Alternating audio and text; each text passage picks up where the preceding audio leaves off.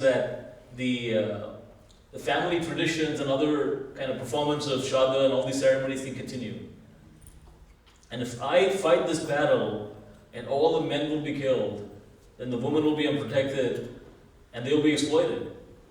And there'll be unwanted progeny, and the performance of sacrifices will be stopped, the performance of Shraddha ceremony will be stopped, and I will be the cause of all of that.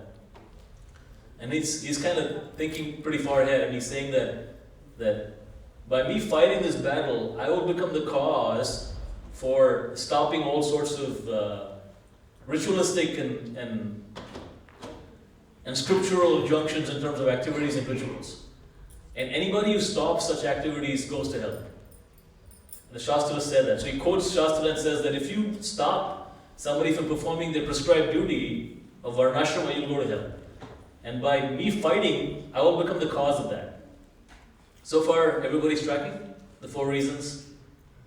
There'll be a quiz at the end. So he gives these 4 reasons. And then he also gives another reason at the beginning of chapter 2, where he talks about, well, I don't know whether to fight, whether it's better to die or to fight. So he's very indecisive. So he gives another reason saying, I'm completely unclear what to do. So this chapter 2 begins with that kind of a situation. So this chapter 2 has about 4 sections that we have to look at. The first section goes from text 1 through 10, where Krishna gives one more reason. So Arjuna gives one more reason for not wanting to fight, indecision.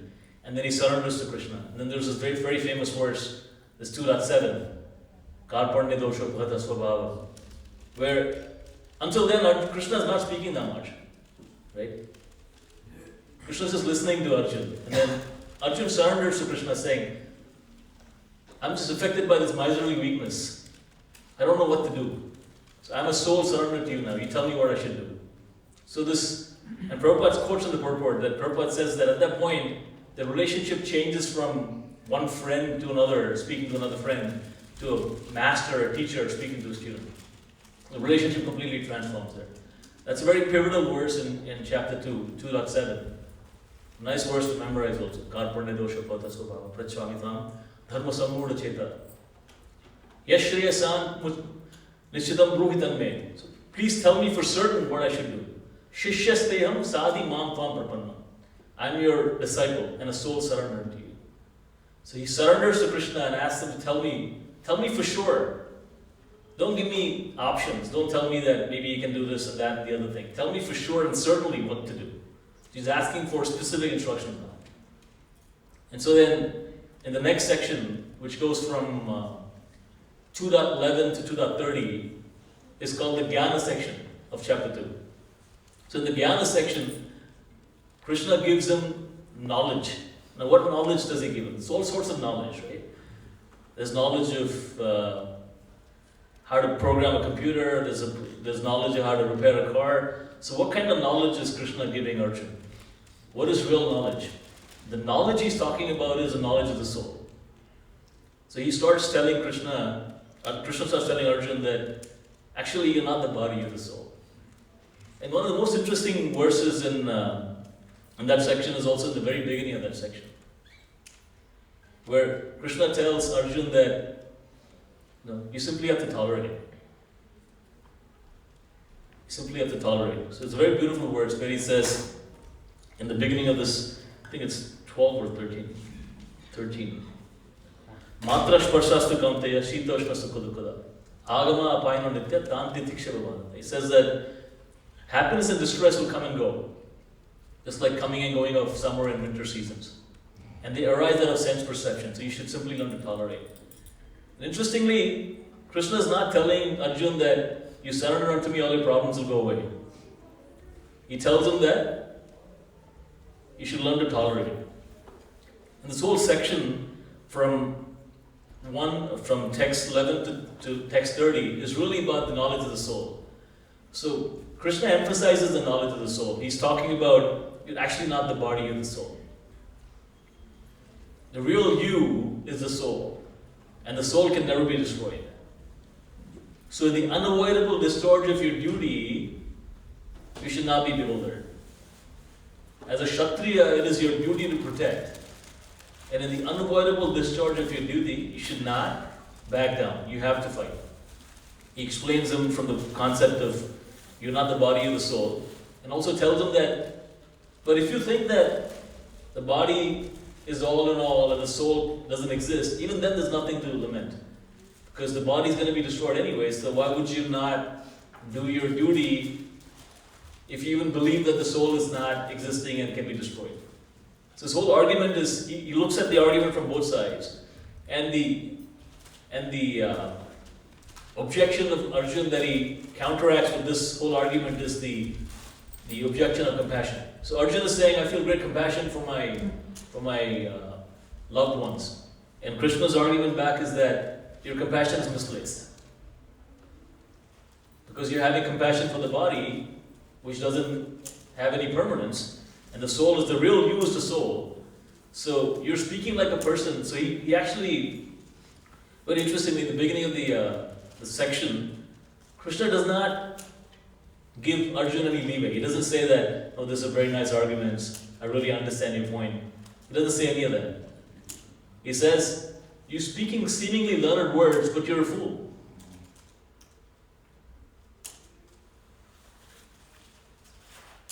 Pragya Bhadancha Bhashate. He says, you're speaking seemingly learned words, but you're actually speaking like a fool. Because the wise lament for neither the living nor the dead.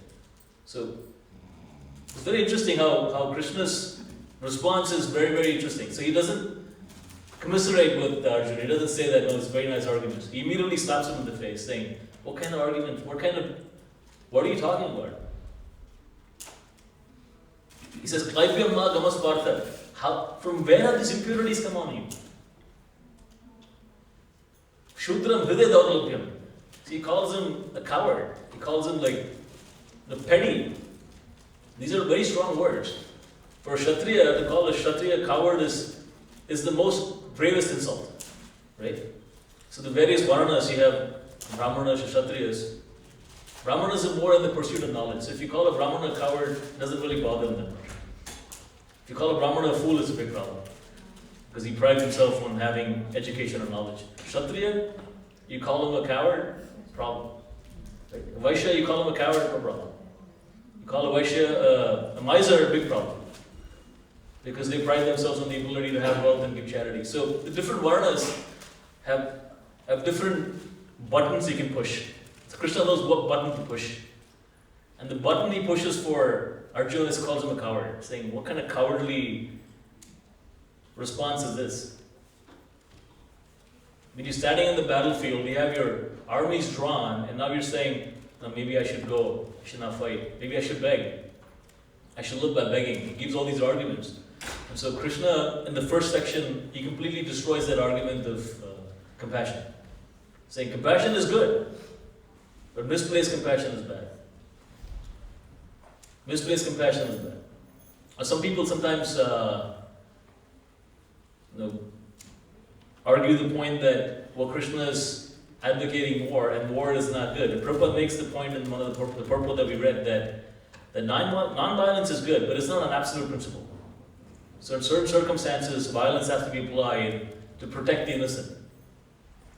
And as a Kshatriya, if you're a Kshatriya and you're abdicating violence when it's needed, then you're actually committing violence on those people you're supposed to protect. That's a very, very key point that Krishna makes. So this whole section from text 11 to 30 is about the nature of the soul. And Krishna speaks about, this is many, many verses. He talks about how just like you take on new clothes at the end of the day and discard old ones, similarly when the soul can no longer inhabit the body, it discards that body and takes on the next body at the time of death. And that's what death is. He explains that the soul can never be cut, can never be dried, cannot be destroyed. He explains so many points about the soul. He also gives general indication about where the soul is located in the body, the region of the heart. And in the purports, Prabhupada speaks in great detail about, from the Upanishads, what is the dimension of the soul. 1/10,000, the tip of the hair. Very, very minuscule.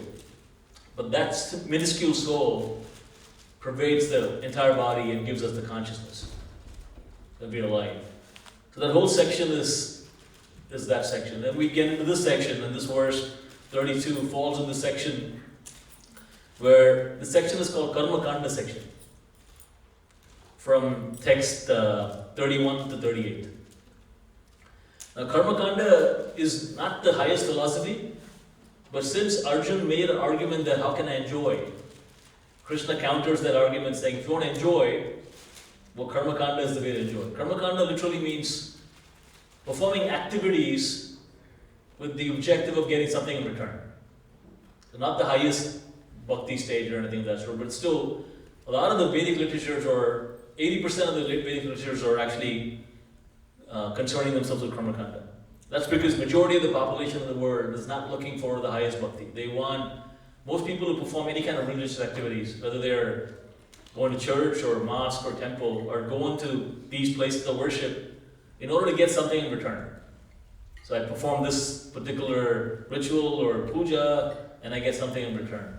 Or if I don't do this, something bad might happen, so let me do this. So a lot of this is called Karma Kanda. And this whole section is talking about Karma Kanda. So Krishna talks about this argument of enjoyment and says, well, Arjun, your objective is to enjoy. You want to enjoy? Okay, so let me tell you how you can enjoy. If you fight this battle, there are two possible outcomes. What are the outcomes? Either you win or you lose. Is there a third outcome? There's no draw, right? In this battle, it's not like you fight for a little bit and say, okay, wait, it's a draw, let's go home. That's not an outcome in this battle of Kurukshetra. Either you win or you lose. If you win, you're going to get the kingdom. You can enjoy the kingdom. And if you lose, well, you're going to die. So there's no like you lost and you walk away. You're Kshatriya, you're going to fight till you die. So either you win or you lose. If you win, you get the kingdom. If you lose, you're going to die. But as a Kshatriya, performing your prescribed duty, if you die in the battlefield, you're going to go to heaven. So either you go, you get the kingdom, or you die, you go to heaven. So either way you win. So it's a win-win situation for Arjuna. That's what Krishna is explaining in this verse. He says that if you fight, you win, you get the kingdom, you lose, you die, you go to heaven. Now what happens if you don't fight? First of all, you're a Kshatriya, you're not performing your prescribed duty, that's when you'll incur sinful reaction. And he also tells him another point as part of this section, and you'll probably read it in the next few days, where he talks about, well, what do you think will happen if you don't fight? Do you think Duryodhana and others will think that, yes, you felt great compassion for them, so you walked away? Do you think that they will feel that, oh yeah, he was feeling great compassion for us, that's why he didn't fight? Absolutely not. They'll tell you that, well, he ran away. They'll speak of you in unkind words. They'll say that, well, he ran away from the battle. He was afraid he was going to die, so he ran away. And you as a Kshatriya, do you think you can tolerate somebody calling you a coward? Do you think you can tolerate somebody saying that you ran away from the battlefield? No. When you hear that, your blood will boil, because that's your nature. Your nature is of a Kshatriya, so if you go out of the battlefield, and even if you hear somebody saying that he ran away, he was afraid, you're going to come back and say, what do you mean I was afraid? I wasn't afraid. Let me show you. And then you're going to fight again. That's your nature. So why don't you engage in nature right now? This idea of leaving the battlefield and begging is not an acceptable idea for you. So Krishna makes his point very clearly that if you're talking about enjoyment, the only way you can enjoy is if you fight. Good things will come to you if you fight. If you don't fight, only bad things can happen. It will happen.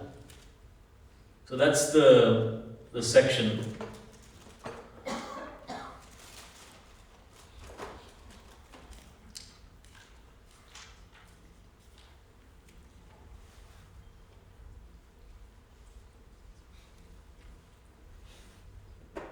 Prabhupada says in the purport as well, right, that for a Kshatriya to be on the battlefield and become non-violent is a philosophy of fools. So let me read the translation once again. O Partha, happy are the Kshatriyas to whom such fighting opportunities come unsought, opening for them the doors of heavenly planets.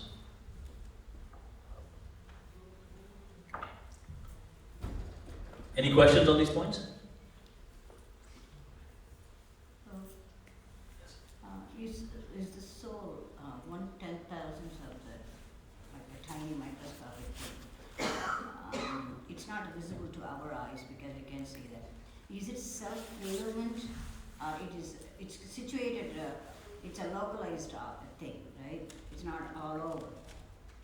It is illumined like a bacteria or something, self-illumined, goes around now. So the nature of the soul, the question is again on the nature of the soul. That is it self-illuminant or is it Illumined. So the Shastras explain this in great detail. The Bhagavad Gita just gives a small indication. The Upanishads go into a lot more detail about the nature of the soul. And a lot of the Upanishads, including the Katha Upanishad and the Mandukya Upanishad, go into great detail about the nature of the soul. And the way the soul is explained, and even in Vedanta Sutra, it's a very famous sutra. Sutra is nothing but a quote. Just like when we were in high school, we would write these index cards and write a formula, and then you can understand the whole concept based on the formula, right? So you don't have place to write the entire chapter on an index card, so you write a formula. The sutra is nothing but a code. So this Vedanta Sutra, which goes like Aham Brahmasmi, is one of the sutras that explain the nature of the soul. Right? So, and another one is called Anandamaya Bhyasat. So I'll explain these two sutras, and then you'll get a sense of how the soul operates. So the soul, or the Atma, is the chief ingredient for consciousness in the body. And we can practically experience this, right? That when we even speak in normal language, we say, this is my hand, this is my nose. You don't say I nose, I hand. You say my nose. So then the owner of the hand and the nose is somebody else. So inherently we understand that there's something inside us that owns the hand, the function of the hand, function of the nose.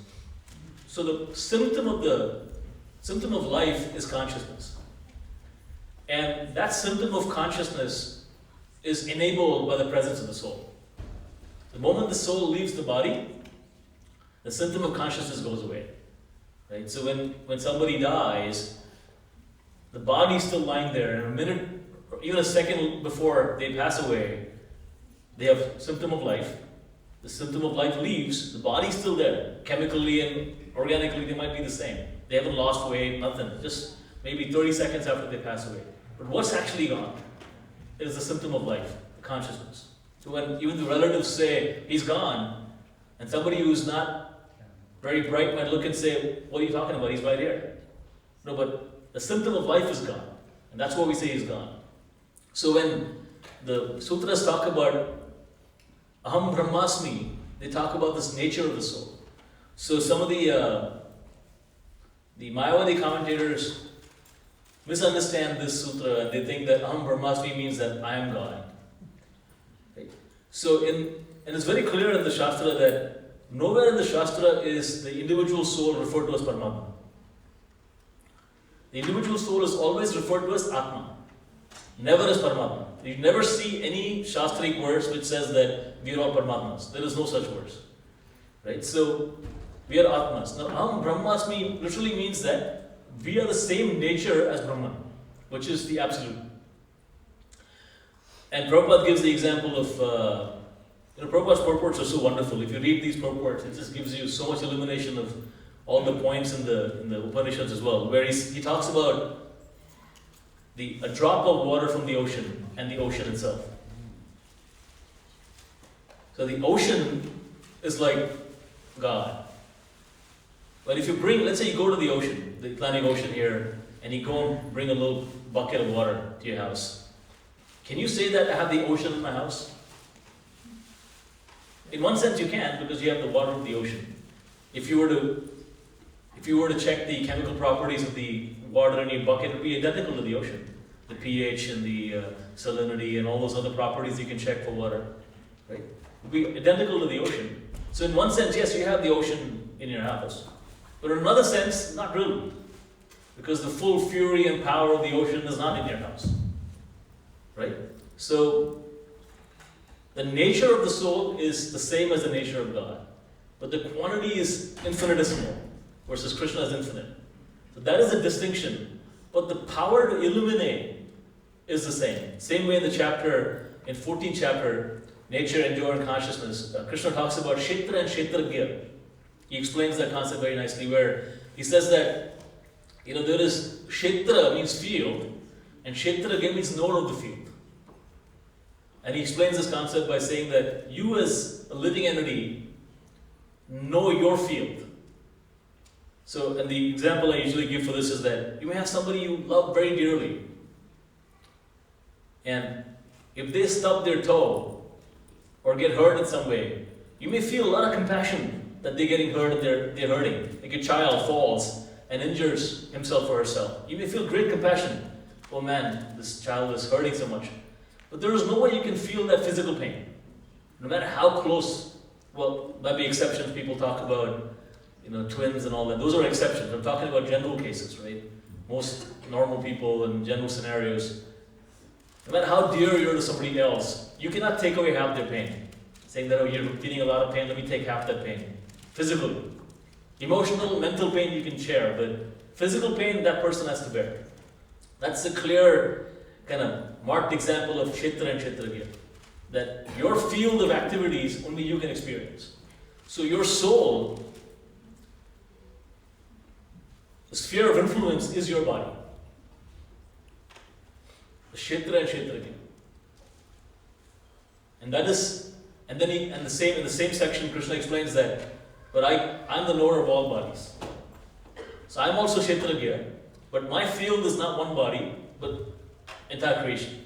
So I know entire creation. So in that way, Krishna explains this concept of soul and the sphere of influence of the soul.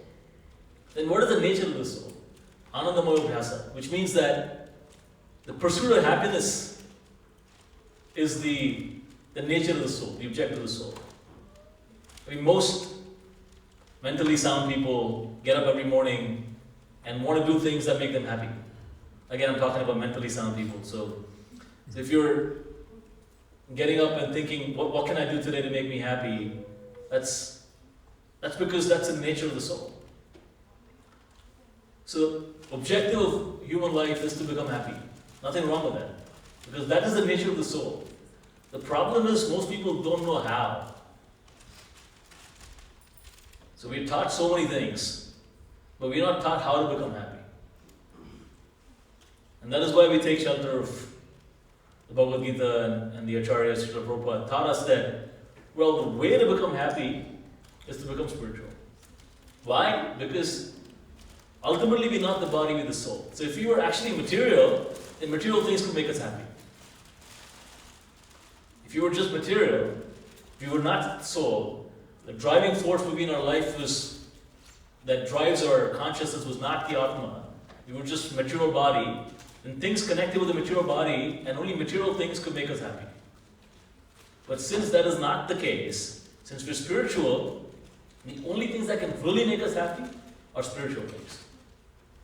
Material things can also make us happy, but to a very limited and temporary extent.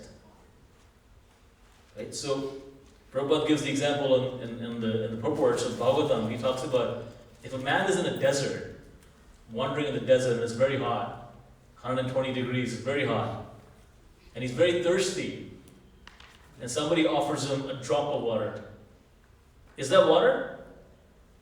Yes, it is water. Technically, it is water. But can it quench his thirst? No. So similarly, Prabhupada explains that things in the material world can give us happiness, but they're very temporary, very limited. And the ability, the scope of spiritual happiness is way, way more than that. So in the Srimad Bhagavatam, in the first canto, the second chapter, I think it's text 7, there's a verse that says, Savai Punsam Paro Dharmo, Yato Bhakti Radhokshate, Ahaituki Apratiyata Yayatma Suprasidati. So that gives you the formula how you can become happy. Savai Punsam, Punsam means people in general. Paro Dharma, Paro Dharma means highest dharma. Now what is dharma? Some people say dharma means religion, some people say dharma means your duty. Yes, it's all of the above. There's no direct English word that translates dharma. Dharma literally means, Prabhupada translates it as your innate nature. The dharma of sugar is to be sweet. Dharma of salt is to be salty. Dharma of water is to be wet. So, what is your dharma? And there are many dharmas. We have Rashtra dharma towards our nation. We have Pitra dharma towards our parents and our forefathers. Right? We have so many dharmas. So, Paro dharma, what is the highest dharma? And that is Yato Bhakti Radokshade. Is bhakti or devotional service to Lord Krishna, Adokshade. And how should that bhakti be? Ahituki. Ahituki means without any motivation. Rupa Goswami also speaks on this point quite in great detail. Definition of bhakti. Ahituki and apratiyata. Apratiyata means uninterrupted, not like once in 7 Bhagavad Sapta once a year and then you're done. No, it's uninterrupted. And so if somebody asks Prabhupada, how can we do uninterrupted bhakti? Sunmantam Sabda Krishna Punya Shravana Kirtana Vedantasto hi Bhadrani Vidurodi Sursana Nashta Prayashu Abhadreshu Nityam Bhagavata Sevaya. So somebody asked Prabhupada, how can we do Nityam Bhagavata Sevaya? We have jobs and we have families and so on. So how can you do Nityam Bhagavata Sevaya? So Prabhupada's answer was, do 16 rounds. For you that is Nityam Bhagavata Sevaya. If you can do 16 rounds sincerely, that's Nityam Bhagavata Sevaya. So practicing Krishna consciousness, Nityam, Apratiyata. And what is the result of that? Yayatma Suprasidhati. So that gives satisfaction to the soul. So that is the definition of how the soul pervades the entire body. And you can feel the experience of the existence of the soul because you cannot feel somebody else's body. You cannot feel the pains and pleasures of somebody else's body. Emotionally, yes. Mentally, yes, but not physically. So that's how we realize how the soul is pervading the entire body. It's like there's a powerhouse, and the powerhouse is generating electricity and sending power to all our homes. We don't have power generators in everybody's house. So that powerhouse is generating electricity and sending it to everybody's house. Similarly, the soul, no matter where it's sitting in the body, sending the symptoms of consciousness to every part of our body that are connected. Now, how that exactly works? Achintya. Consistency. Inconceivable potency. I mean, there's so many such questions, right? That you put, have you ever smelled a jasmine seed? Does it have any smell? No. And you put it in the soil doesn't have any smell. And then you put, come to our farm, Gitanagari, we'll give you a lot of cow dung. Cow dung is very nice, but it's not exactly the most fragrant, right? Unless you're used to it. And you put the cow dung on the soil, you add water, and then in a few months, there's a little plant that sprouts and gives you jasmine flowers. And the jasmine smells nothing like the cow dung or the seed or the mud or the water. How? Inconceivable. So similarly, the soul, present in one part of the body, can power the entire human body and give the consciousness of life. So that's how the soul is pervading. Another question related to that. If the soul is present and it's supposed to be blissful, and why do the people get depressed, and why we are not feeling the blissful state? So if the soul is supposed to be blissful, then why are we sometimes depressed or not always feeling that blissful? The reason for that is that sometimes we misidentify ourselves with things that are not really real. And at that time, it seems real to us. Let me give you an example. If you follow sports, and you've seen people who follow sports, and they're watching a sports game, and if their team wins, they're jumping up and down, saying, we won. And the other person is like depressed, saying he lost. Well, he actually didn't win anything, nor did the other person lose anything. It's not like if that team won something, they're going to come and give him some money at work the next day. Or they're going to tell him that, hey, you don't have to take the test tomorrow because your team won. Everything stays the same. But since you identified so strongly with a sports team that has actually nothing to do with you, you feel joy or you feel depression. Now the joy or depression you feel is actually real. But it's not real. So if you tell a person who was on the losing side that you're just an illusion, he may not feel that way. He actually feels terrible. But that's because he chose to identify himself strongly with a certain team. Had he identified himself with another team, he'd probably feel happy. Or if you bring somebody from the jungles of the Amazon and make him watch a football game, he won't care which team lost or won, because he hasn't identified himself with any of the teams. So, 3 people are watching the exact same game. One person is feeling great joy because his team won. Another team is feeling great sadness because his team lost. And the third person from the Amazonian jungle feels nothing because he doesn't even know what's going on. He's maybe thinking, why are so many people running behind one ball? Why don't we give each of them a ball? Much better. Right? So, since we strongly identify, we feel this pain and pleasure. But it's not unreal. It's real for that person. But it's only real because they have strongly identified with it. And it happens over and over and over again, all these different coverings.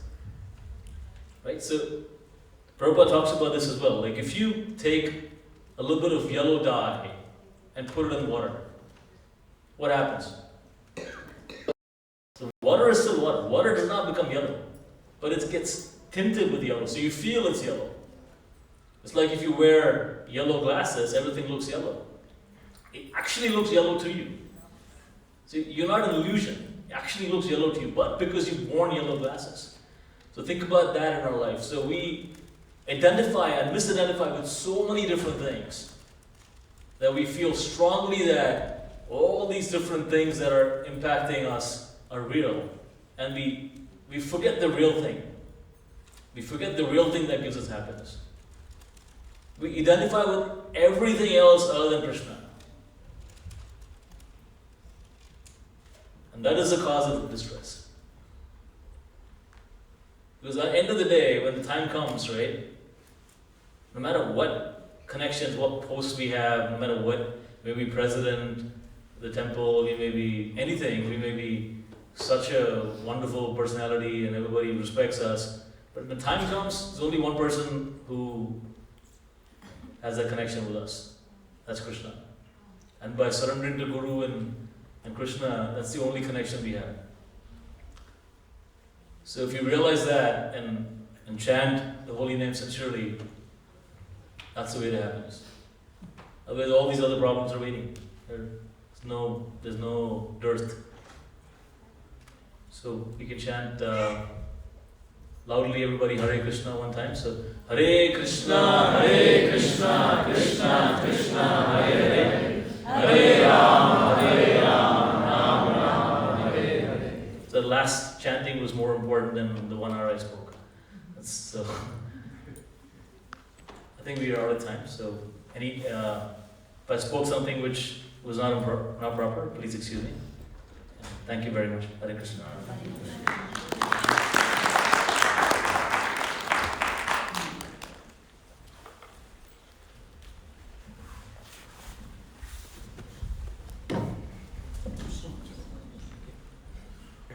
Grab it. I know the feeling. Thank you, Ananda Vilas Prabhu. Your wisdom there, the analogies that you gave, very vivid and very clear. So it's very helpful. And thank you. Hopefully you can come back again sometime, throughout the year and visit us here in Philadelphia. You're always welcome here. Any devotees that want to speak to Prabhu, to be here for another hour or so? Are you going to be? If anybody has any questions specifically about class or anything in general, after these announcements, you can approach Ananda Vilas Prabhu. I want to thank the temple devotees today. They cooked the Sunday feast. These devotees work really hard. They maintain the temple. They take care of the deities every day. And today they cook the Sunday feast. So when you see them, just say a quick thank you to them and show them your gratitude and appreciation. It will go a long way. We don't have a Sunday feast sponsor tonight. So if anybody would like to sponsor the Sunday feast, you can do so. It's available. Just stop at the front desk on your way out, and you can give the sponsorship at that time. We have throughout the week, for those of you who don't know, we have Tuesday evening. We have stories from the Srimad Bhagavatam. We have Wednesday, so that starts at 6:30 and goes to 8 o'clock. And all the programs we do in the evening, we have prasad afterwards, so you don't have to worry about going home and cooking. You can have dinner with us. So Tuesday we have stories from the Srimad Bhagavatam. Wednesday is our kirtan night, 6:30 to 8 o'clock again. And then on Thursday we have our Srila Prabhupada Leela night, where we read different stories from Srila Prabhupada's life. It's a great way to connect with the founder Acharya. So please, find time to come out to at least one of these programs throughout the week and give yourself a little bit of a break during the hecticness of our lives. This Friday, we'll be celebrating the appearance day of Sri Advaita Acharya. Sri Advaita Acharya, he was associate of Sri Chaitanya Mahaprabhu. And he's the one who invited Lord Chaitanya. He petitioned him to come and take birth here at the time that he did, to appear at the time that he did.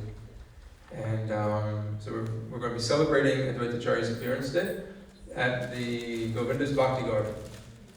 So, how many people have been there to the Bhakti Garden? You know why we're going to be celebrating Advaita Acharya's appearance day there? Because we have the deity of Advaita Acharya there, the Panchatattva, all 5 features of the Supreme Lord, Sri Chaitanya Mahaprabhu and his associates. So we'll be celebrating there, 6 o'clock, up until about 9 o'clock. We'll have kirtan, we'll have gita, we'll have prasadam, if weather permitting. We may even go out on the street and do a little chanting.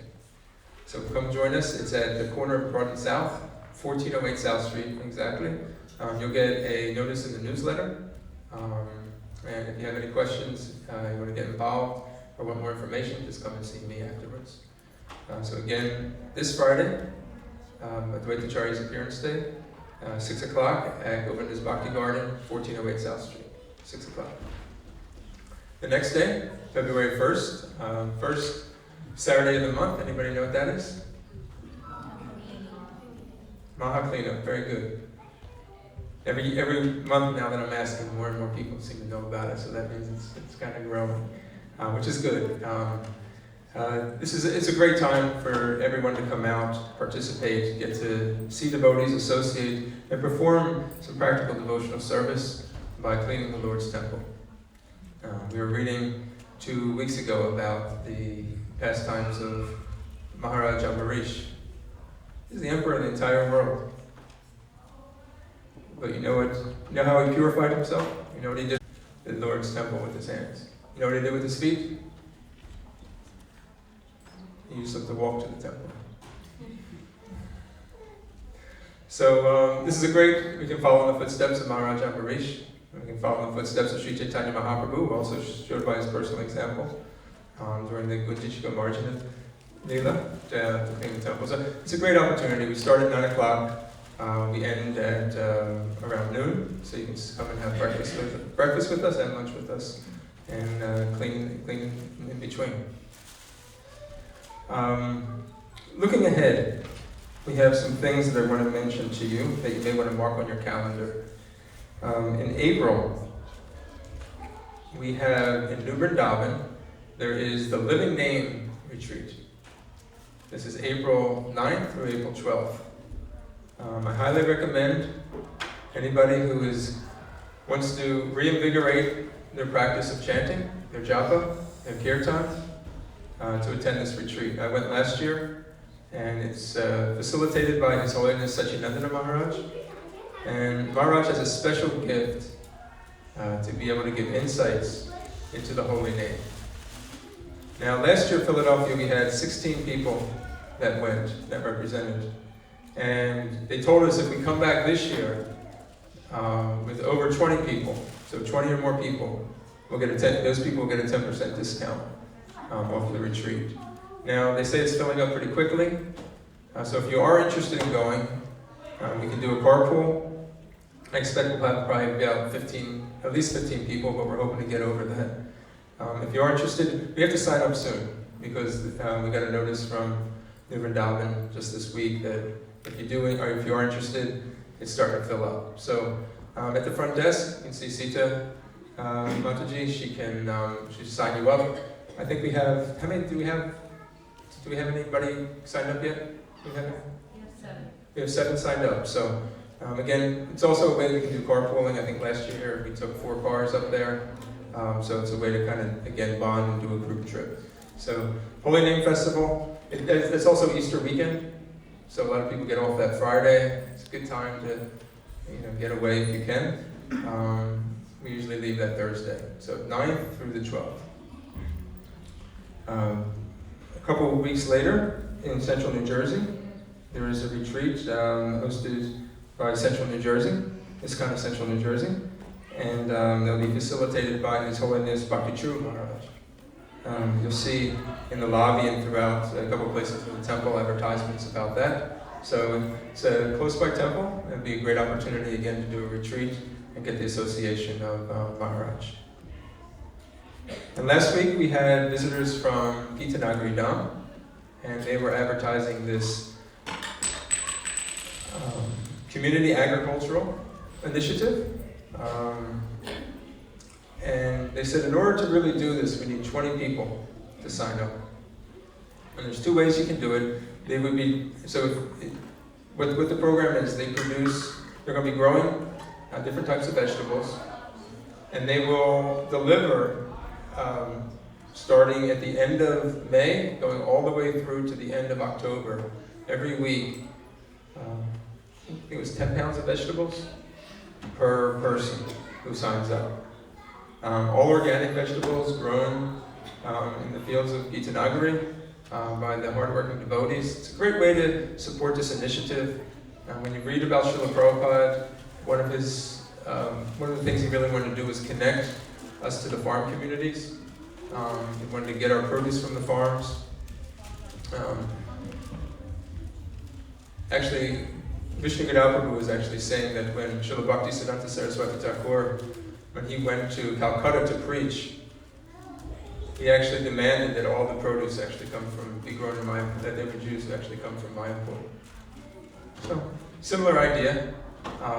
If we have that opportunity, this is a great chance to do it. Now, there's 2 ways to do it. Some devotees actually said to me, there's no way I'll probably eat all that produce, or probably won't use it. It could also be donated to the temple. We calculated that if we get 10 sponsors for the temple, that would actually cover the produce for the week. And the deities could have organic produce from Gita Nagari, so that's another way to participate. So if you're interested in learning more about supporting this, I think we have 9 people so far, so we're almost halfway there. Please take a look, front desk, you can pick one of these up. If you have any questions, please feel free to ask.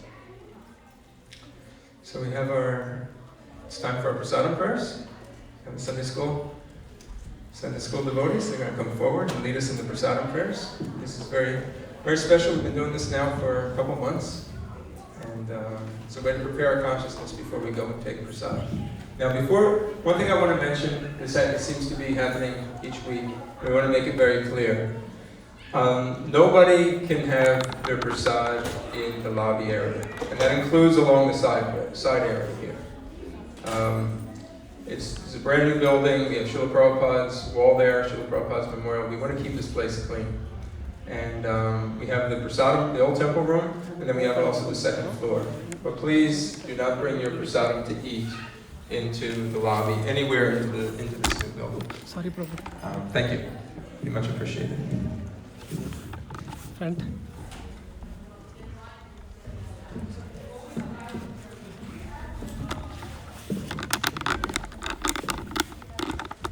King, for those with little pious credit, faith in Mahaprasad, Sri Govinda, the holy name, and the Vaishnavas never arises. O Lord, this material body is a place of ignorance, and the senses are a network of paths leading to death. Somehow, we have fallen into this ocean of material science, sense enjoyment, and of all the senses, the tongue is the most voracious and uncontrollable. It is very difficult to conquer the tongue of this world, but you, dear Krishna, are very kind to us and have given us such nice prasadam just to control the tongue. Now we take this prasadam to our full satisfaction and glorify you, Shri Radha and Krishna, and in love call for the help of Lord Chaitanya and Nityananda. Mahaprasade